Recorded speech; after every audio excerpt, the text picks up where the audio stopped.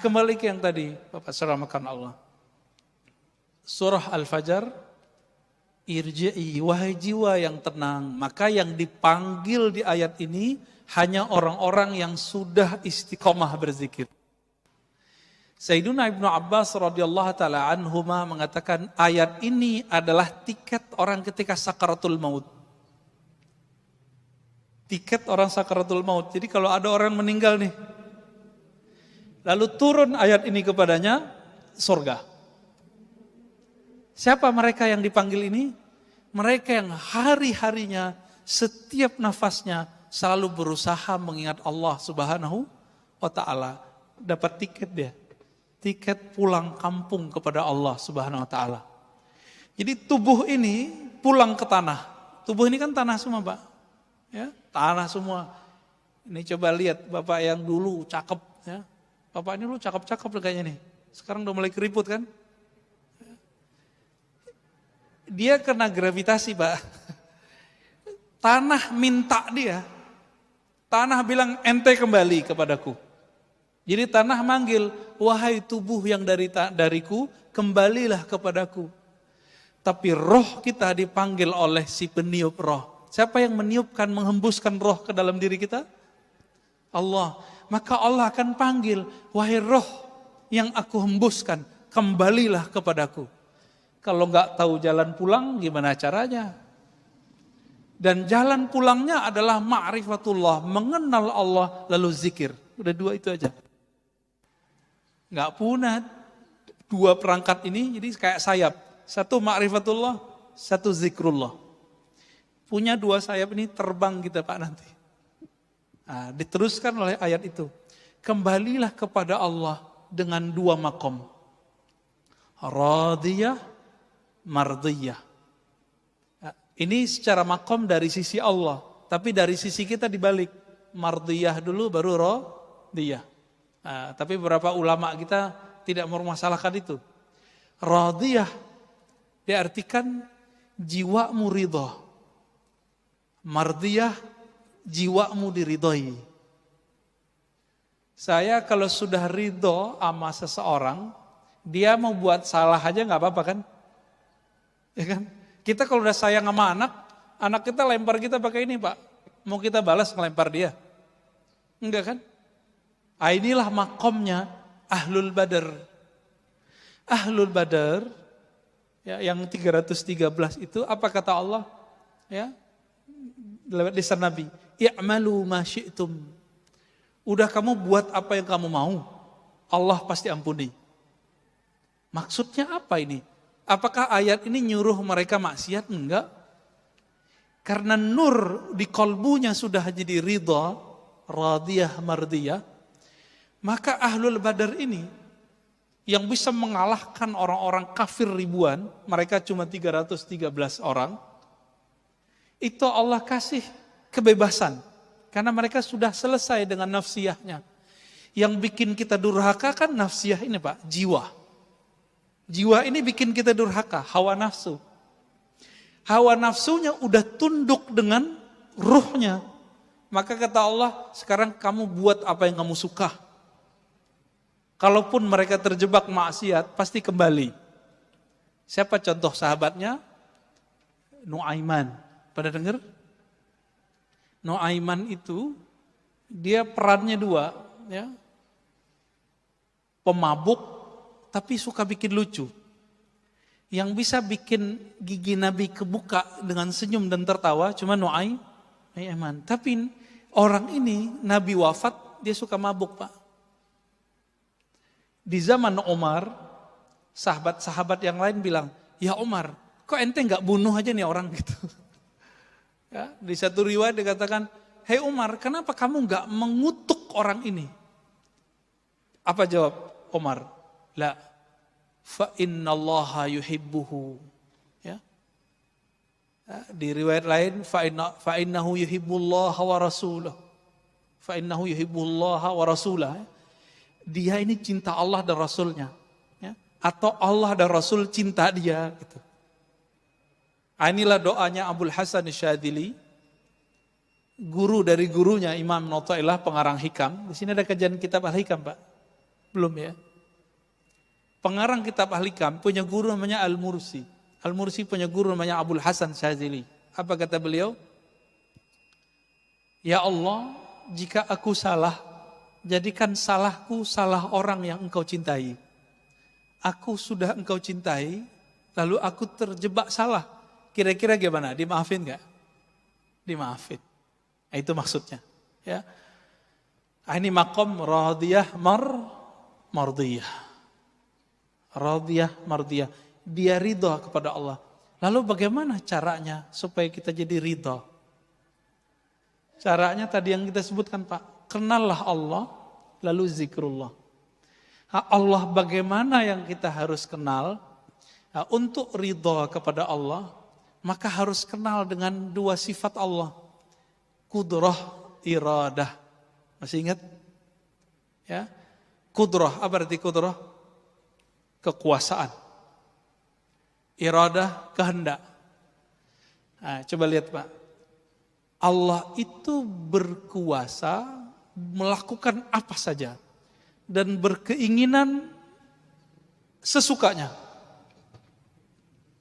Bahkan Allah itu beriradah, berkehendak buat orang mukmin, buat orang kafir. Jadi kafir mukmin itu kehendak Allah, tapi Allah belum tentu ridho kepada orang yang kafir.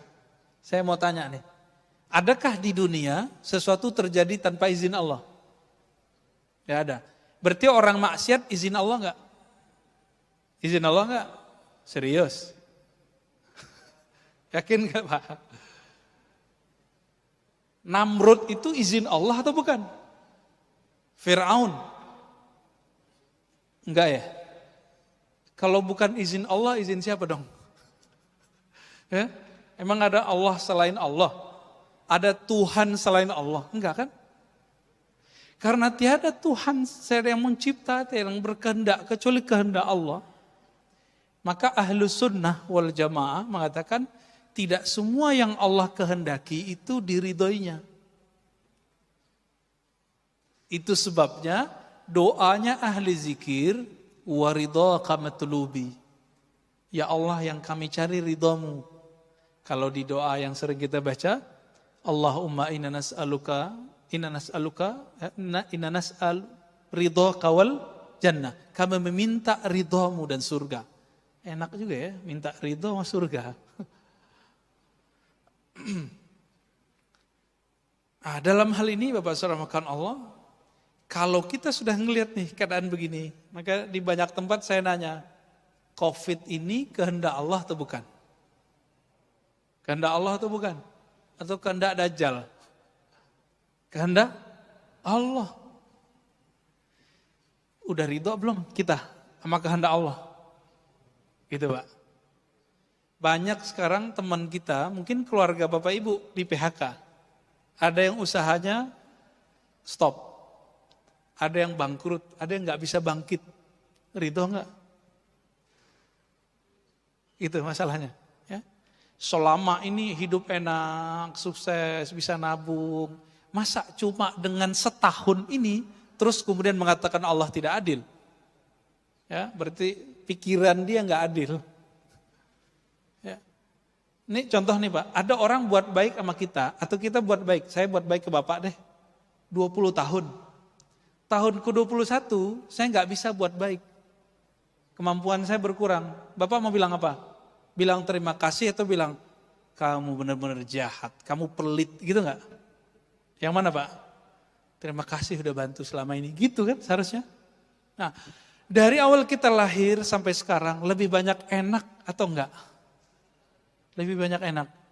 Syukur enggak? Syukur. Sekarang dikasih COVID, ridho enggak? Ridho. Mudah Pak dilafazkan. Ini makrifatnya begitu, ngasih makrifatnya begitu. Tinggal nanti dizikirkan. Apa zikir supaya dapat ridho, menjadi hamba yang ridho? Ternyata zikir-zikir yang kita sudah hafal dari kecil itu makomnya tinggi kalau dimaknai. Tapi kalau nggak dimaknai ya sama kayak burung beo. Burung beo baca la ilaha illallah dapat pahala nggak? Handphone kita baca Quran 1 juz masuk surga nggak Pak? Enggak ya? Diputar tuh di YouTube, la ilaha illallah 70.000 kali. Muter Pak dia, 70.000 kali. Apakah dengan begitu YouTube masuk surga? Kan enggak.